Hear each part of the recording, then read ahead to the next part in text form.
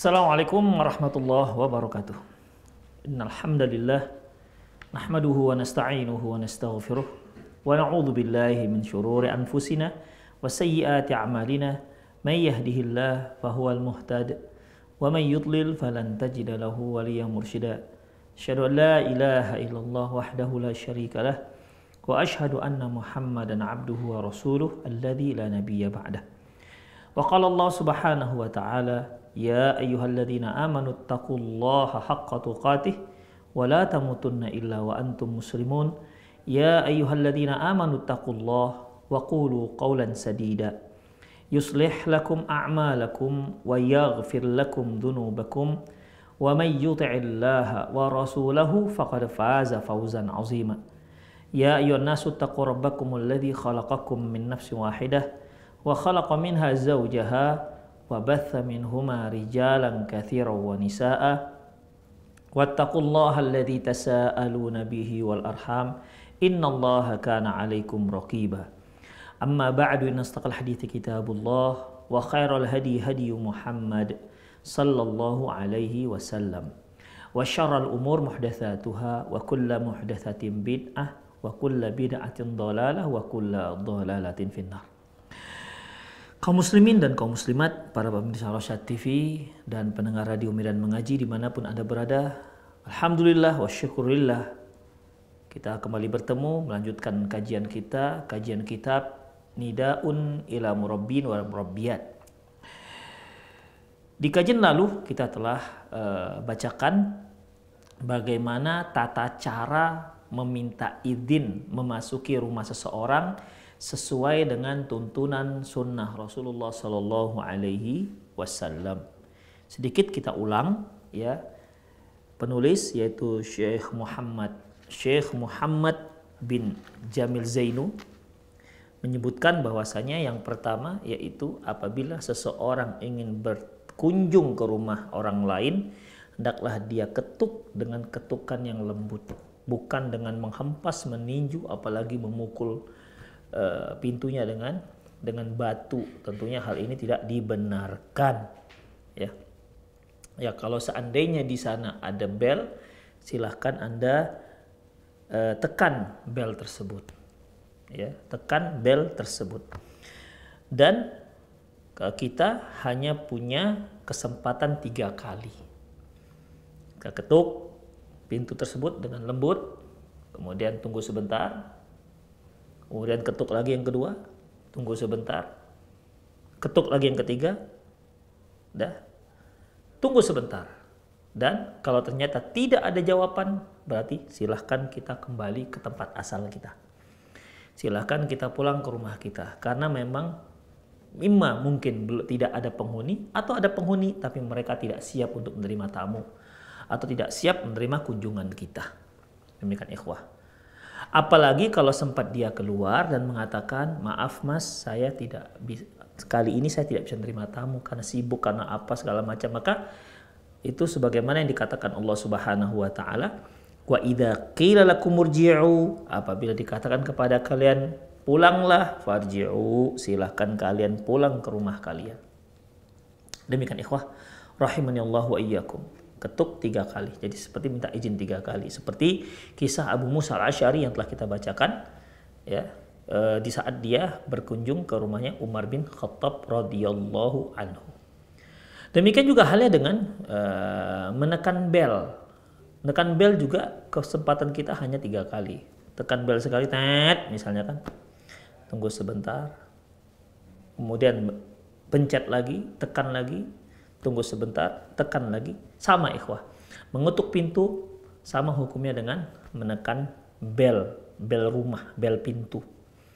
Jika setelah 3 kali, maka jangan kita ulangi untuk yang keempat. Silahkan kembali. Berarti kemungkinan penghuni rumah tidak ada, atau si penghuni rumah tidak siap untuk menerima kunjungan kita. Demikian ikhwah. Dan sekali-sekali jangan pencet bel dengan lama ya, apalagi kalau bunyi bel itu kan begitu kan, kita pencet lama begitu, itu sama artinya kita mengetuk pintu rumah orang yang kita kunjungi dengan sangat kuat.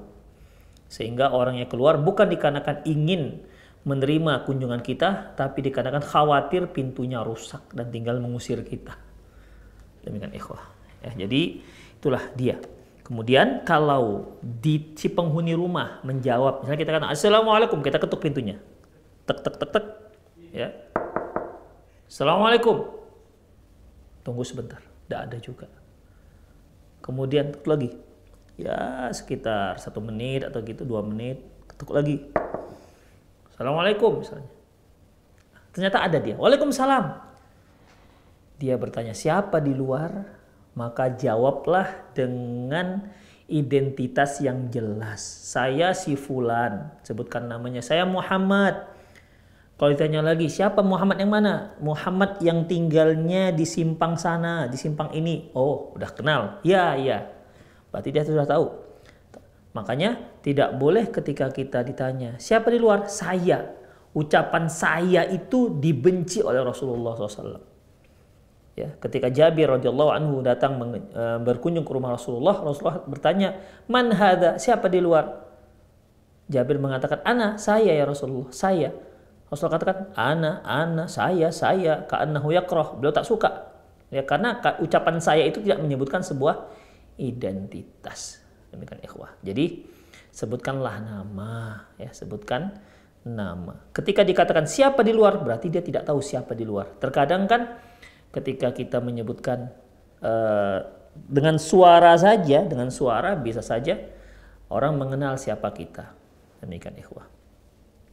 Kemudian yang keempat kemarin telah kita bahas bahwasanya upayakan jangan sampai yang membuka pintu itu istri kita atau anak-anak gadis kita. Hendaklah yang membuka pintu itu yang laki-laki. Ya, yang laki-laki. Demikian. Jadi kalau kita sedang di rumah, ada yang mengetuk pintu rumah kita, jangan istri kita suruh, "Dek, tolong bukakan pintu dulu, Dek, siapa itu di luar?" Jangan, kita aja sebagai laki-laki. Atau anak laki-laki kita suruh, "Coba nak, buka itu. Coba lihat siapa di luar." Jangan istri kita atau anak-anak gadis kita. Demikian ikhwah rahimallahu iyyakum.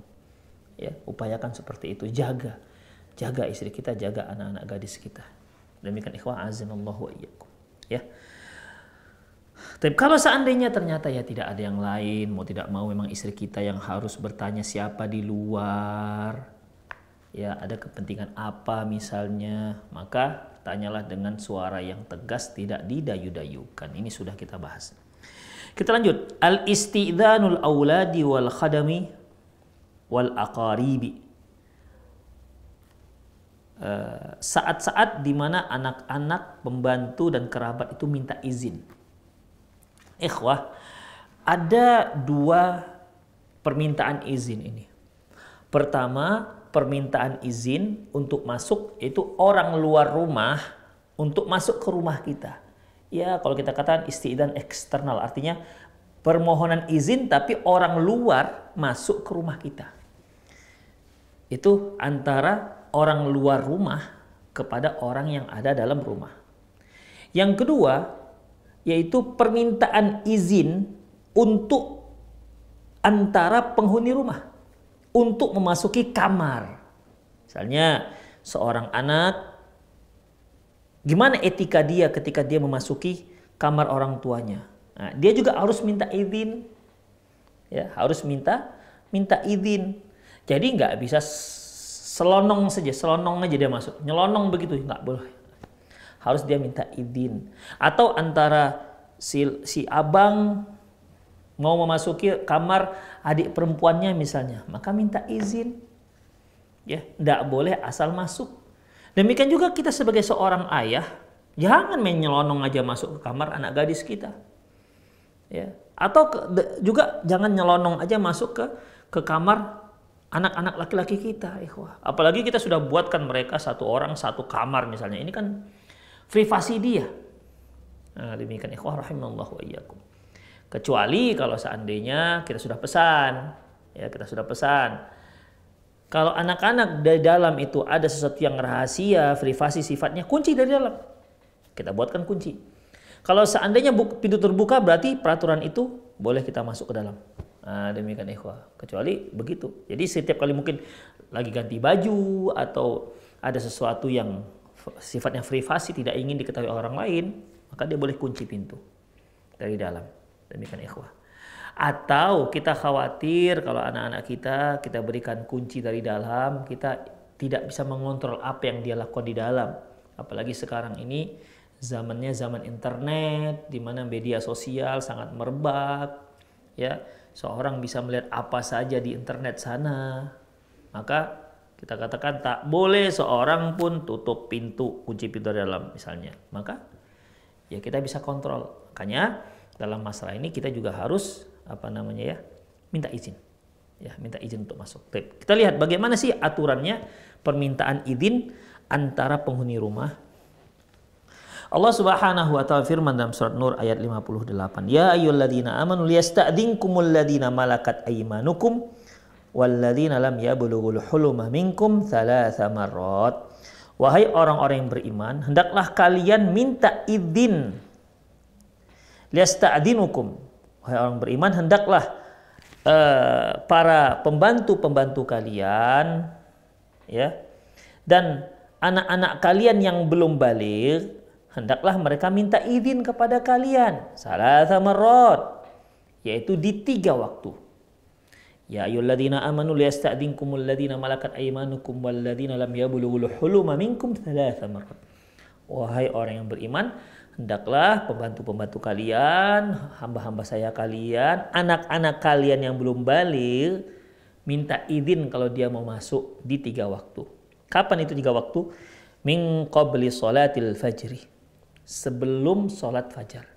Sebelum azan subuh berkumandang, maka tidak boleh seorang anak, seorang pembantu masuk begitu saja ke kamar orang lain. Ya, tidak dibolehkan. Min qabli sholatil fajri. Sebelum sholat fajar. Sebelum sholat subuh.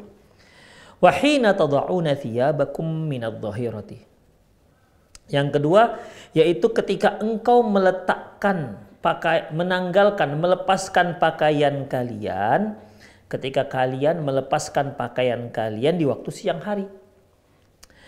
Wa min ba'di sholatil isya. Waktu yang ketiga yaitu setelah sholat isya. Thalathu awratil lakum. Itulah 3 aurat kalian yang harus kalian tutup. Laisa alaikum wala alaihim junahun ba'dahunna tawafuna alaikum ba'dukum ala ba'din. Adapun selain daripada 3 waktu itu, enggak mengapa kalian masing-masing ya saling mengunjungi, saling masuk ke kamarnya, ya. Tidak mengapa. Kadzalika yubayyinullahu lakumul ayati wallahu alimun hakim. Demikianlah Allah jelaskan kepada kalian ayat-ayatnya dan Allah itu Maha mengetahui lagi Maha bijaksana. Surat Nur ayat 58. Baik, kita lihat bagaimana komentar para ulama tentang ayat ini. Qala Ibnu Katsir rahimahullah, berkata Ibnu Katsir rahimahullah, hadhil ayatu ishtamalat ala isti'dhanil aqaribi ba'duhum ala ba'd. Ayat ini mengandung aturan dalam meminta izin antar kerabat yang ada sebagai penghuni rumah. Fa'amarallahu ta'ala al-mu'minina ayyasta'dinahum khadamuhum mimma malakat aymanuhum. Allah memerintahkan kepada orang-orang mukmin, hendaklah mereka suruh pembantu-pembantu mereka ataupun hamba-hamba saya mereka untuk minta izin. Wa atfaluhum alladzina lam yablughul huluma, dan anak-anak mereka yang belum baligh. Jadi ada 2. Perintah meminta izin, perintah agar mereka minta izin untuk masuk ke dalam ruangan, dalam kamar misalnya, ya.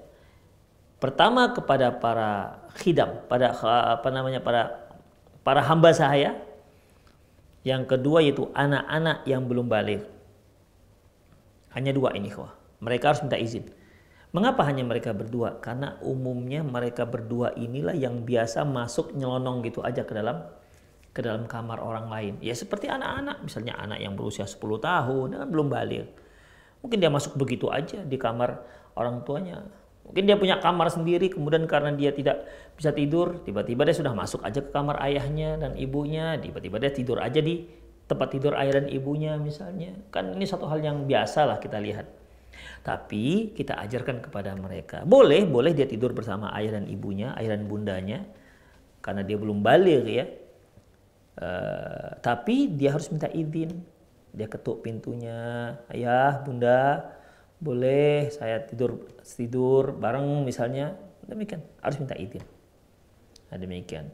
Ajarkan kepada mereka untuk minta izin. Kalau enggak, mereka enggak tahu. Mereka anak-anak. Ya. Ajarkan kepada mereka agar mereka minta izin. Kapan itu? Salatu ahwal, 3 waktu. Pertama, min qabli salatil ghadat al-fajr, sebelum salat fajar, sebelum salat subuh. Li'anna an-nasa idza dzaka yakununa niyaman fi firashihim, karena umumnya sebelum salat subuh itu orang masih tertidur. Ya kita tahulah gimana kalau orang sedang tidur. Ya, dengan posisi yang mungkin kalau di foto memalukan lah posisinya. Belum lagi suara-suara dengkur, ya suara-suara dengkur. Belum lagi mungkin dia tidur sambil menganga, mulut dengan menganga. Dia kan tidak tahu, namanya orang tidur. Demikian. Ya, di mana dalam kondisi seperti itu kita tidak ingin ada orang lain yang melihatnya. Ya, kecuali pasangan kita lah. Maklum lah ya, masing-masing maklumi. Ya, kadang kita yang dengkur, kadang pasangan kita yang dengkur, kadang yang mangap kita, kadang mangap dia. Namanya orang lagi tidur. Kita nggak tahu kondisinya. Ya. Demikian ikhwah rahimanallahu wa iyyakum. Jadi dalam masalah ini mereka nggak boleh masuk, ya mereka tidak boleh masuk ke ruangan kita. Minta izin kalau mau masuk. Ketika dikatakan silakan masuk, maka boleh masuk. Yaitu sebelum sholat subuh. Yang kedua, waktul qailulah minadh dhahirati, yaitu waktu qailulah di saat waktu tidur siang, qailulah. Pada siang hari nih, qailulah itu artinya tidur siang. Dikatakan qailulah dari qalil sedikit, artinya tidurnya sedikit. Disunahkan kita untuk tidur siang, ya sebagaimana sabda Rasulullah SAW, qilu fa inna syaitan la yaqil. Tidur sianglah kalian karena sesungguhnya syaitan itu nggak tidur siang. Makanya kita disunahkan untuk tidur siang sedikit, mungkin ya 20 menit atau 15 menit ya. Makanya dikatakan tidur siang itu dengan kalimat qailulah. Sudahlah qalil sedikit, qailulah dikecilkan lagi sedikit sekali. Sekedar untuk menyegarkan kembali kepenatan kita. Silahkan, boleh kita tidur siang dan itu dianjurkan. Demikian ikhwah.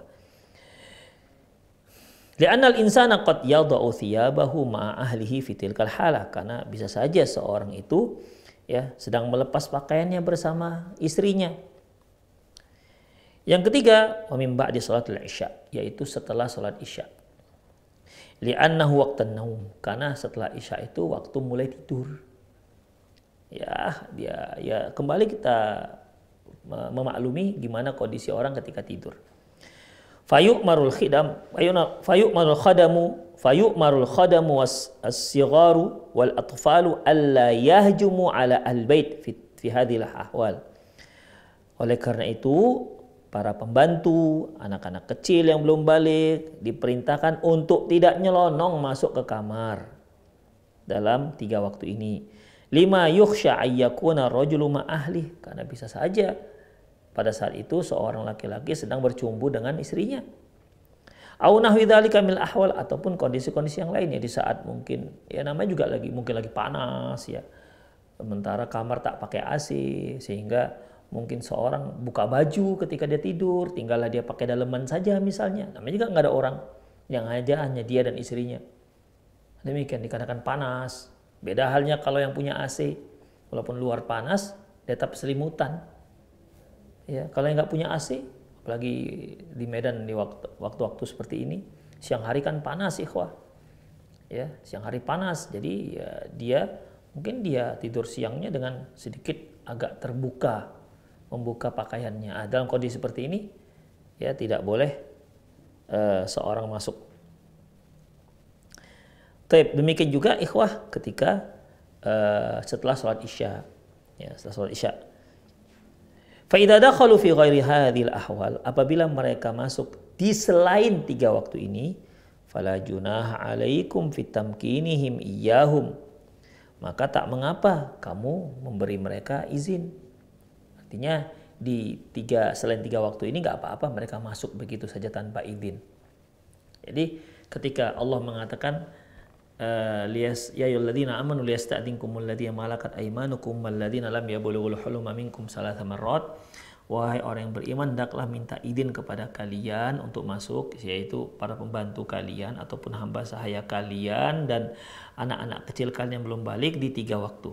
Minta izin mereka. Berarti secara mafhum mukhalafahnya, ya, pemahaman kebalikannya berarti selain 3 waktu ini tidak mengapa masuk ke kamar tersebut tidak tanpa minta izin. Itu ikhwah. Jadi di sini ikhwah tak mengapa selain 3 waktu itu mereka masuk walaupun tanpa izin. Wala alaihim indra au syai'an min ghairi tilkal ahwal. Dan mereka tidak mengapa ketika mereka masuk dengan tanpa izin di selain 3 waktu ini, mereka melihat hal-hal yang ya sebagaimana yang mungkin dalam keadaan kita membuka aurat dan lainnya. Tak mengapa bagi mereka. Artinya mereka nggak berdosa. Ya, mereka tidak terlarang dalam hal itu. Makanya di selain 3 waktu ini ya kita harus hati-hati, ya kita harus hati-hati. Baik ikhwah. Yang keempat, idza balaghal atfal hulum, ya apabila si anak ini sudah baligh maka wajib alaihim ayasta'dinu ala kulli halin, maka wajib untuk minta izin di semua waktu, tidak hanya di 3 waktu ini. Demikian ikhwah. Jadi misalnya anak-anak kita ada yang sudah lajang, ada yang sudah gadis, ya. Maka anak-anak kita yang sudah balik nggak boleh dia masuk ke kamar kakaknya dengan tanpa izin. Di setiap waktu dia masuk harus ketuk dulu. Walaupun mungkin pintu terbuka, gorden tertutup misalnya, maka nggak boleh main buka gorden saja, tidak, ya, nggak boleh. Tetaplah dia ketuk dulu baru masuk. Seharusnya begitu ikhwah rahimanallah wa iyyakum. Kecuali kalau kita sudah tahu, biasanya kalau sudah pintu terbuka, gorden tertutup, biasanya ya dibolehkan siapa aja yang masuk karena antar penghuni rumah. Itu ikhwah. Jadi intinya kalau yang sudah balik, tetap dia harus minta izin di semua waktu. Dalam waktu 24 jam mereka harus minta izin. Itulah dia ikhwah rahimanallahu wa iyyakum. Aku katakan, yaitu Syekh Muhammad bin Jamil Zainu, alal murabbi wal murabbiyatu ayyu'allimu atfala wal balighin wa khadam hadhil adab al ijtima'iyyah allati ja'ah bihal Islam inda dukhulihim lil buyut abaihim. Oleh karena itu bagi pendidik, baik dia pendidik laki maupun perempuan, guru, mudaris, guru laki maupun guru perempuan, ustadz atau ustazah, mengajarkan murid-muridnya, wal balighin, dan yang sudah balik juga anaknya sudah balik. Demikian juga ajarkan kepada pembantu-pembantu mereka adab ini. Adab-adab, ya, adab-adab ijtimaiyah, adab-adab kemasyarakatan yang ada, yang disebutkan dalam Islam, ya. Baik ketika dia masuk ke rumah ayahnya, wadzalika huffadhan ala akhlaqihim, yang demikian itu untuk kenapa harus diajarkan? Untuk menjaga akhlak mereka, ya, menjaga akhlak mereka. Ya, misalnya seorang anak, kemudian dia masuk ke kamar ayahnya, ternyata si ayah sedang ada hubungan badan dengan ibunya. Dia lihat dalam kondisi seperti itu, tentu ini akan merusak mentalitas, akan merusak secara psikologi si anak. Atau minimal si anak itu ayah dengan bunda sedang ngapain itu. Nah, demikian ikhwah. Kalau dia lihat langsung mungkin jadi tanda tanya besar dalam pikirannya, terekam oleh dia. Dan ini bisa menjadi bibit pengurusak pikirannya. Makanya ikhwah rahimanallahu wa iyyakum, ya, untuk menjaga anak-anak kita sebagai tindakan preventif agar tidak terjadi sesuatu yang dapat merusak pikiran mereka, maka kita ajarkan mereka. Ini loh nak, di waktu-waktu seperti ini tidak boleh masuk ke rumah ke kamar orang tua, ke kamar abang kita, kamar kakak atau adik. Di waktu-waktu seperti ini nggak dibolehkan. Demikian itu. Jadi intinya sebenarnya untuk menjaga pikiran mereka, untuk menjaga akhlak mereka, si anak kecil yang belum balik ini. Bukan orang yang dewasanya. Nah, demikian ikhwah. Hatta la yaraw min ahlihim ma la yajuzu lahum ru'yatahu. Ma la yajuzu lahum ru'yatuhu. Agar mereka tidak melihat ya dari keluarga mereka sendiri yang seharusnya tidak boleh mereka lihat. Wa habbada law qamal mas'uluna fil a'lami fil balad islamiyah. Wahai seandainya orang-orang, para penguasa-penguasa, pihak yang berkompeten, pihak yang bertanggung jawab di negara-negara Islam, bita'limil auladi hadil adabi, mengajarkan anak-anak tentang adab-adab ini fitil faz, di televisi, melalui televisi, wal majallat, dan melalui majalah-majalah. Fayahfadhu alaihim akhlaqahum, sehingga akhlak mereka terjaga.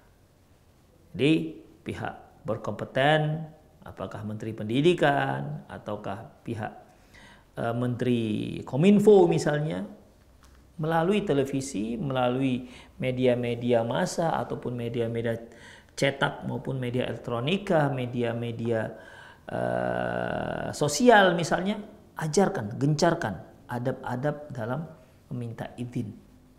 Adab-adab yang kita pelajari tadi ataupun adab-adab Islam yang lainnya. Untuk apa? Untuk menjaga. Jadi sesuatu yang pengajaran, tapi pengajaran terus dinampakkan, dilihat, diulang seperti ini, seperti reklami kan, promosi sebuah produk itu kan diulang. Nah, tapi coba seandainya yang diulang-ulang itu adalah adab. Pengajaran adab makan misalnya. Adab makan pertama disebutkan di situ mungkin ketika makan ucapan bismillah, makan pakai tangan kanan. Ini kan adab, ikhwah. Ya. Kalau itu diulang-ulang sebagaimana televisi mengulang-ulang produk yang mereka promosikan, yang sedang mereka endorse, tentu akhlak ini akan mendarah mendaging di anak-anak kita, di generasi kita. Karena diulang terus, diulang. Satu hari mungkin sampai berapa puluh kali diulang. Misalnya kita punya target nih, untuk bulan ini kita ulang-ulang untuk anak-anak adab makan. Diulang-ulang selama 3 bulan misalnya. Atau diulang-ulang selama 2 bulan. Sehingga setiap anak tengok lagi, ulang lagi. Membekas di hati si anak. Membekas dalam pikiran si anak. Nah, kemudian di bulan keempat, di bulan ketiga dan keempat, apalagi misalnya.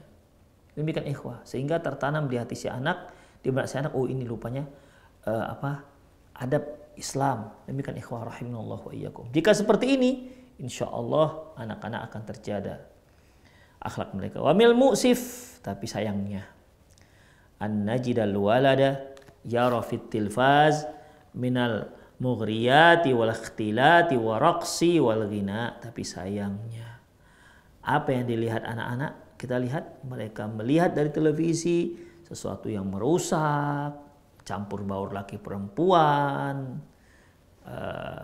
dansa, tarian-tarian, menari, berjoget, nyanyian-nyanyian, wa ghairu dzalika minal musalsalatil jinsiyatil lati tufsidul akhlaq, dan hal-hal yang lain yang terkait dengan unsur-unsur seksual ya, yang tentunya akan dapat merusak akhlak si anak.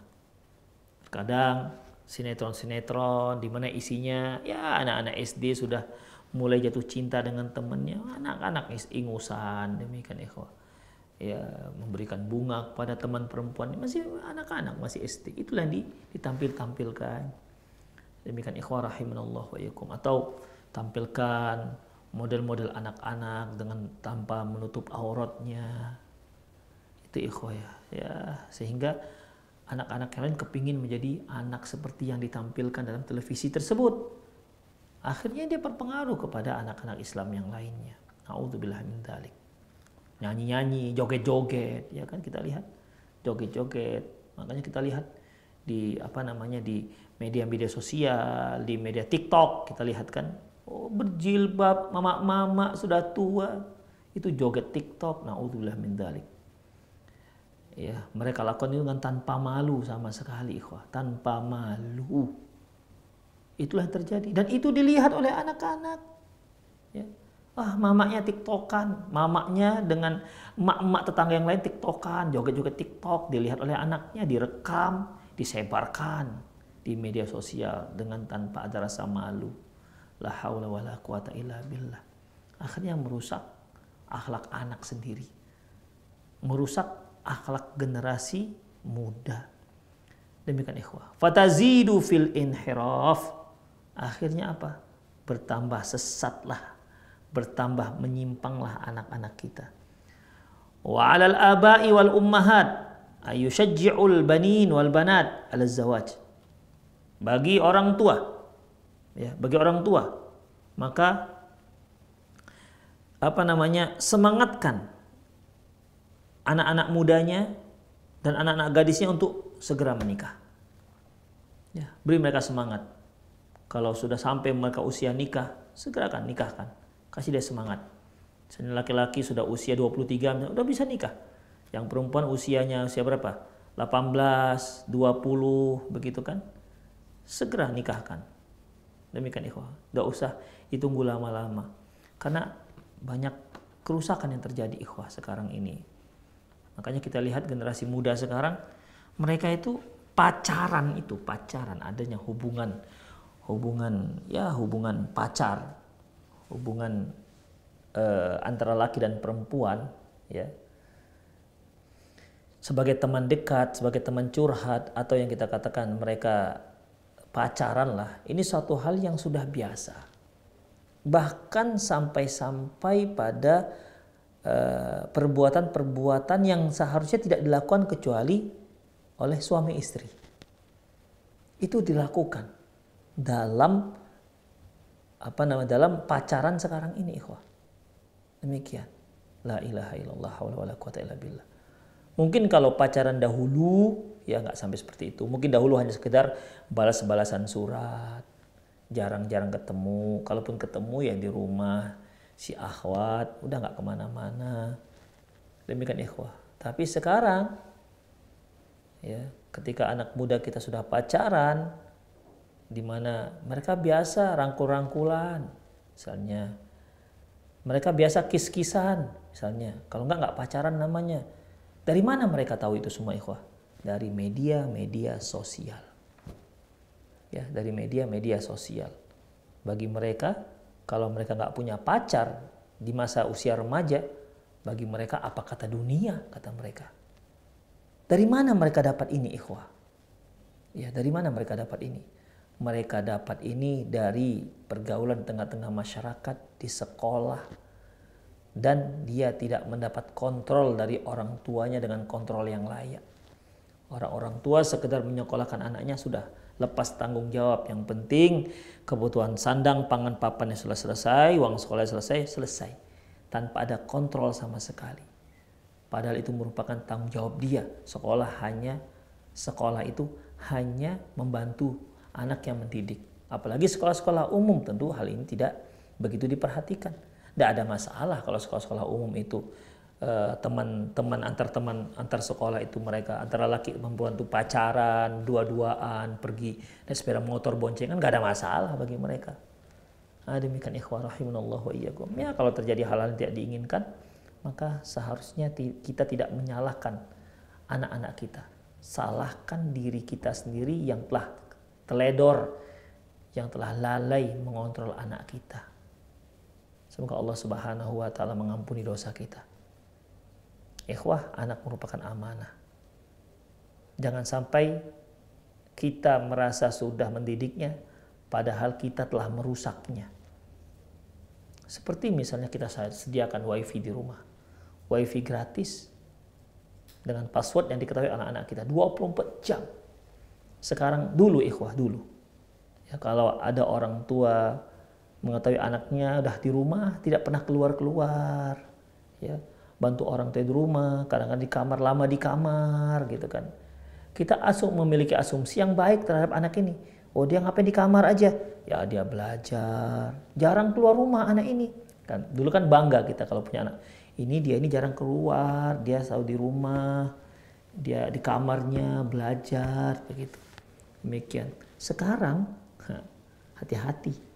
Punya anak yang jarang keluar rumah. Kemudian bahkan jarang keluar dari kamar, kadang kuncian pintu seharian. Hati-hati kalau sekarang. Ya, jangan dikira, Masya Allah, soleha kali anak saya. Belum tentu kalau sekarang, ikhwah. Ya.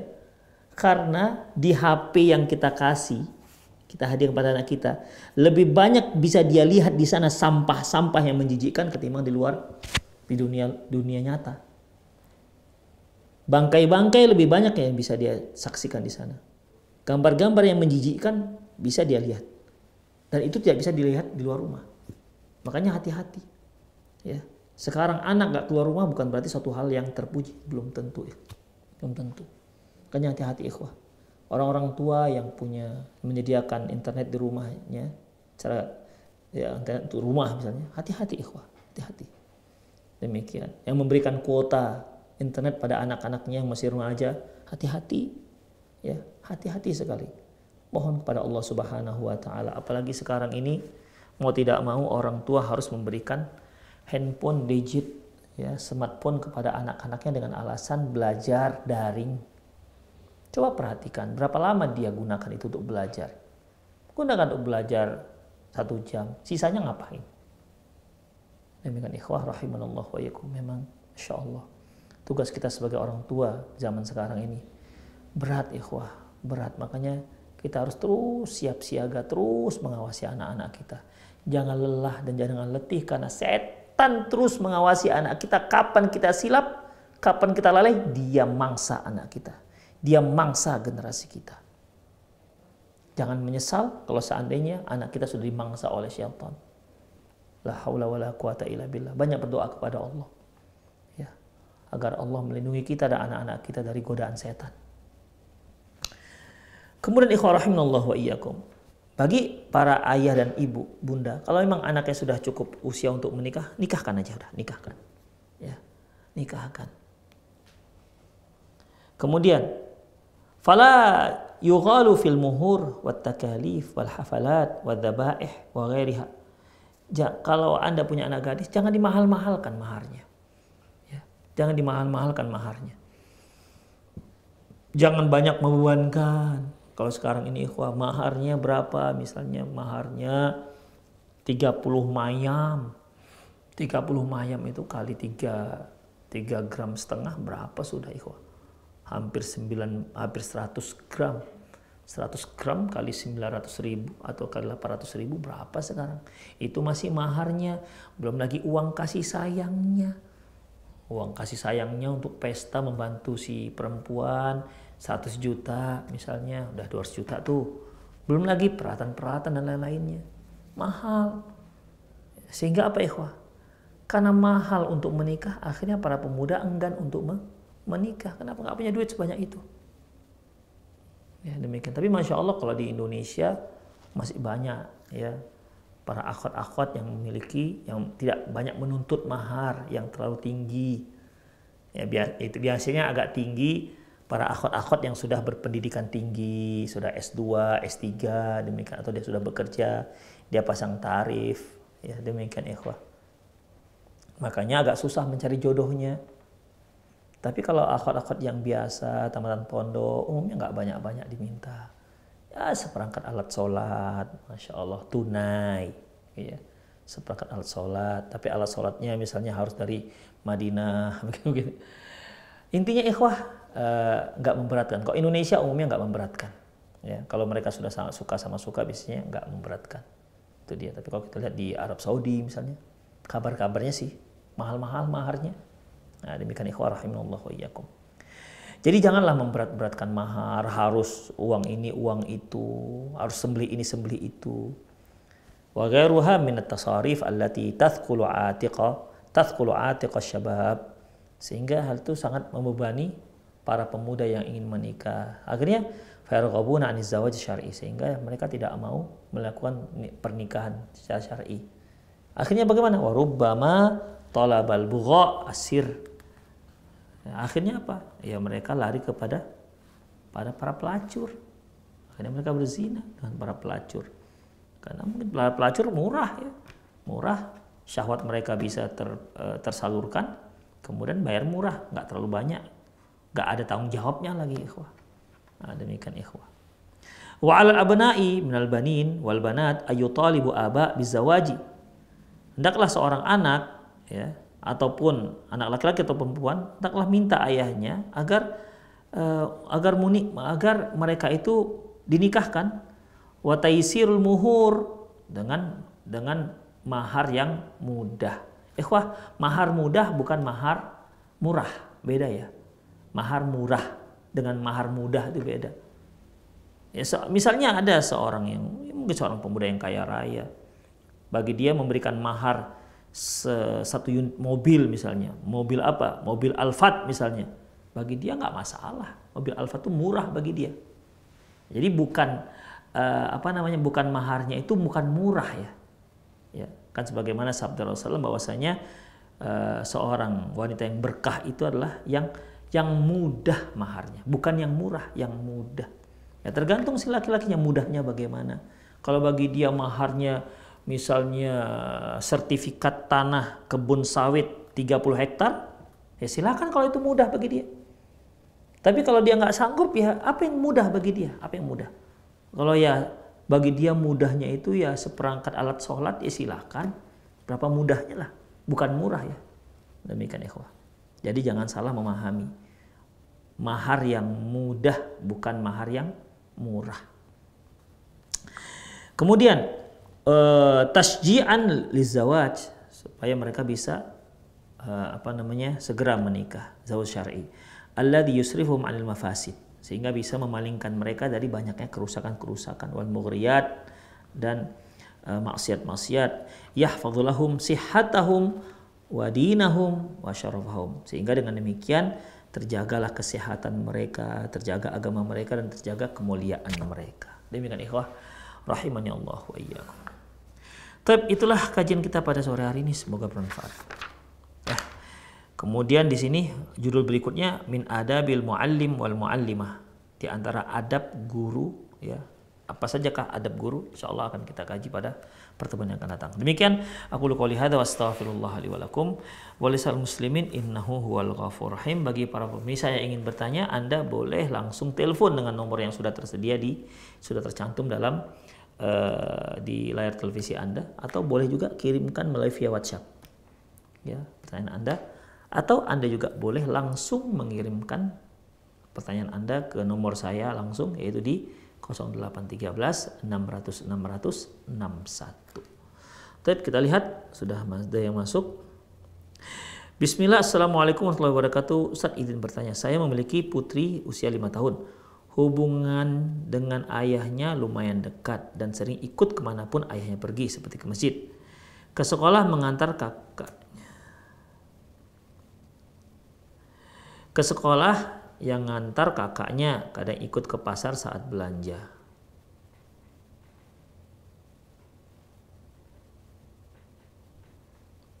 Ikut ayahnya pergi seperti ke masjid, ke sekolah, mengantar kakaknya. Jadi dia mengantar ke sekolah juga, si adik ikut ayahnya. Mengantar ke pasar juga ikut. Belakangan ini putri saya sering sekali bilang ingin jadi laki-laki. Allahu Akbar. Belakangan ini putri saya ingin jadi laki-laki karena menurutnya enak jadi laki-laki, bisa keluar rumah nggak pakai kerudung, bisa ke masjid. Tapi kalau perempuan harus pakai kerudung dan nggak sholat di masjid. Mohon nasihatnya Ustaz, bagaimana sikap terbaik menghadapi putri saya tersebut? Syukran jazakumullah khair. Ibu yang bertanya, rahimanallah wa iyyakum, ibu harus ceritakan kepada dia kehebatan-kehebatan seorang wanita, kelebihan-kelebihan seorang wanita dibandingkan laki-laki. Demikian, ya. Memang laki-laki itu ada kelebihan Allah berikan, perempuan juga ada kelebihan yang Allah berikan. Jadi ibu ceritakan kepada dia apa kelebihan-kelebihan seorang wanita, sehingga dia tidak minder, ya, tidak insecure ketika dia menjadi seorang wanita. Demikian. Ya, mungkin kalau anak laki-laki Dia lihat lebih enak ya jadi perempuan, nggak usah capek-capek cari nafkah, nggak usah keluar rumah, duduk-duduk aja di rumah, ya paling sapu-sapu, kemudian masak, udah nggak banyak-banyak keluar rumah, enak di rumah aja, begitu adem, ayem, tentrem begitu. Ya sehingga dia kepingin jadi perempuan. Nah, demikian. Jadi ya bisa saja hal itu terjadi pada anak laki-laki dan bisa saja hal itu terjadi pada anak perempuan. Makanya Islam kan memberikan keistimewaan masing-masing. Laki-laki itu ada istimewanya dibandingkan perempuan, perempuan juga ada istimewanya dibandingkan laki-laki. Jadi ibu carilah bahan-bahan kira-kira apa hebatnya seorang wanita. Walaupun dia seorang yang banyak di rumah tapi hebat. Wanita itu hebat. Demikian. Cari kehebatan seorang perempuan yang beda dengan kaum laki-laki, sehingga si anak, oh rupanya perempuan tuh hebat juga, walaupun dia harus pakai kerudung keluar rumah, harus tutup aurat, dia tidak bebas keluar masuk rumah, tapi dia punya kehebatan yang tidak dimiliki oleh laki-laki. Itu dia ibu ceritakan, sehingga dia, oh rupanya Allah mentakdirkan saya sebagai perempuan tuh, ternyata perempuan tuh hebat juga rupanya. Nah, demikian ikhwah. Jadi ibu ya carilah bahan-bahan seperti itu. Ada insya Allah banyak kelebihan-kelebihan yang Allah berikan kepada kaum perempuan yang tidak diberikan kepada laki-laki. Assalamualaikum Ustaz, saya mau tanya, saya menikah dengan suami dengan keadaan beliau sudah punya rumah. Dan ketika beliau membangun rumah, beliau dibantu oleh kedua orang tuanya, yaitu mertua saya. Yang saya mau tanyakan, bagaimana sikap saya jika mertua saya tidak meminta izin jika masuk ke dalam kamar saya dan suami saya? Bahkan semua saudara suami juga seperti mertua masuk ke kamar saya dan suami tanpa izin. Terkadang ingin menegur tapi ada rasa tidak enak karena saya ikut capek membangun rumah. Karena saya tidak ikut capek membangun rumah suami. Wah, masalah permisi masuk ke kamar itu bukan masalah membangun nggak membangun. Nggak ada hubungannya sama sekali. Ya, tidak ada hubungan sama sekali. Coba kita lihat. Siapa membangun rumah kita? Ayah kita. Terus apakah si ayah bisa nyelonong begitu aja masuk ke kamar anak gadisnya? Kan tidak, ikhwah. Itu kan tidak. Tadi kan kita sebutkan bahwasanya Allah menyebutkan, ya ayyuhalladzina amanu la yasta'dinkumul ladzina malakat aymanukum walladzina lam yablughul huluma minkum salasa marrat. Wahai yang beriman, suruh pembantu kamu dan anak-anak kecilmu yang belum balik untuk minta izin di 3 waktu. Di 3 waktu. Selain 3 waktu, oke, mereka nggak izin. Itu kan hanya untuk pembantu, hanya untuk hamba saya dan anak yang belum balik. Yang sudah balik, mereka harus minta izin. Termasuk seorang ayah ketika dia memasuki kamar anak gadisnya, dia harus minta izin. Nggak bisa dia, kenapa nggak boleh ayah masuk? Ini kan rumah ini ayah yang bangun. Nggak ada seperti itu aturannya. Ya, tidak ada kaitannya minta izin atau nggak minta izin dikaitkan dengan orang yang membangun. Demikian ikhwah. Jadi ketika anti dan suami anti sudah menempatkan kamar itu, maka anti punya privasi di situ. Anti berhak mengatakan nggak boleh masuk kecuali minta izin. Demikian ikhwah. Ya, dan itu rumah anti. Ya, karena rumah suami anti itulah rumah anti. Makanya Allah katakan la tukhrijuhunna min buyutihinna wa la yakhrujna illa ayyatina bi fahishatin mubayyinah. Jangan kalian usir, la tukhrijuhunna min buyutihinna. Janganlah kalian usir istri kalian dari rumah mereka. Padahal istri itu kan tinggal di rumah suami. Tapi Allah katakan rumah mereka, rumah istri. Jadi rumah suami itu rumah istri. Walaupun nggak memiliki, tapi secara faktonya ya boleh dikatakan ini rumahku, walaupun nggak memiliki. Demikian ikhwah. Sama seperti kalau kita sudah mengontrak. Apa bisa orang yang kita ngontrak rumah nih, yang punya rumah tiba-tiba masuk ke rumah kita, alasannya, loh kenapa saya dilarang? Ini kan rumah saya. Kalau kamu larang, saya pulangkan kontraknya, kamu silakan pulang. Apa begitu? Kan tidak. Jadi minta izin itu tidak ada kaitan dengan yang membangun tidak membangun, ya. Tapi terkait dengan si penghuni rumah. Jadi ibu boleh, ya boleh. Artinya menegur, ya tentunya sebaiknya jangan ibu yang menegur, karena riskan sekali kalau seorang menantu itu menegur ipar-iparnya. Bicara kepada suami ibu dan katakan kepada suami ibu. Semoga suami ibu lah yang mengingatkan mereka, menasihati mereka. Demikian. Yang repotnya memang kalau suami juga nggak bisa dan nggak mau menasihati, itu yang agak repot. Ya udahlah, biar aja lah masuk. Gimana sebenarnya? Ya, masa sih ada orang masuk ke kamar kita begitu saja? Sementara kita tahu lah dalam kamar kita mungkin lagi buka pakaian, lagi nukar pakaian, kita mungkin ke kamar mandi hanya pakai anduk saja, atau mungkin lari gitu aja nggak pakai anduk, karena kamar kita karena di kamar mandi kamar mandi di kamar kita, ya kita kan keluar kamar mandi bisa aja nggak tanpa pakaian, sementara kamar terkunci, begitu ikhwah. Kalau dia misalnya di luar mungkin agak perlu memakai pakaian lah begitu, tapi kalau dalam kondisi seperti itu masuk adik ipar misalnya, masuk kakak ipar, masuk mertua, tentu hal ini tidak dibenarkan. Ya, jadi hendaklah ibu ingatkan pada suami supaya mereka mengingatkan ayahnya, dia mengingat ayahnya dan adik-adiknya. Jangan masuk nyelonong begitu saja kecuali setelah dapat izin. Demikian ikhwah, karena ini kehormatan. Ya, kehormatan. Saya kira bagaimanapun suaminya, walaupun itu rumah ayahnya, walaupun dia numpang di rumah ayahnya, tetap saja kan masuk kamar itu ada aturannya. Saya kira di budaya kita itu punya aturan seperti itu, ikhwah. Ya, sudah ada insting kita juga seperti itu. Nggak mungkin lah kita masuk ke dalam kamar abang kita yang sudah dia ada istri di dalamnya. Ya, insting kita mengatakan yang malu lah kita masuk. Kita yang malu masuk begitu aja. Makanya ikhwah, ya silahkan. Coba ibu bicara dengan suami ibu yang memberi nasihat, jangan masuk, beri peraturan lah, demikian. Ya saya harap jangan ibu, karena itu nanti malah mereka tersinggung, demikian. Ya cobalah sampaikan hal itu kepada mereka dengan cara yang terbaik. Allahu a'lam bishawab. Oleh khafidin rahimallahu wa iyyakum. Ya saya kira itu sajalah kajian kita. Semoga bermanfaat. Lebih kurang mohon maaf. Aku qouli hadza wa astaghfirullah li wa lakum wa lisal muslimin innahu wal ghafurur rahim. Kita akhiri dengan doa kafaratul majelis. Subhanakallahumma bihamdik asyhadu an la ilaha illa anta astaghfiruka wa atubu ilaik. Wa akhiru da'wana alhamdulillahirabbil alamin. Assalamualaikum warahmatullahi wabarakatuh.